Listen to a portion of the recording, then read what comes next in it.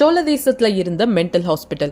ராஜேந்திர சோழனோட மகன் வீர ராஜேந்திர சோழன் திருமுக்கடல்ல ஒரு கோவில கட்டினாங்க. அந்த கோவில்ல இருக்கிற கல்வெட்டுகள் அங்க ஒரு ஹாஸ்பிட்டல் இருந்ததா குறிப்பிடுது. அந்த கோவில்ல இருந்த ஜனநாத மண்டபம் எல்லா நோய்கள், குறிப்பா மென்டல் இல்னஸ்க்கு ட்ரீட்மெண்ட் கொடுக்கற ஒரு ஹாஸ்பிட்டலா இருந்திருக்கு. 15 பெட்ஸோட சில ஸ்டாஃப்ஸ், ஒரு டாக்டர், ஒரு சர்ஜன், 2 மேல் நர்ஸ், ஒரு பார்பர், ஒரு வாஷர்மேன், பாட்டர், அப்புறம் ஒரு வாட்ச்மேன் இருந்திருக்காங்க.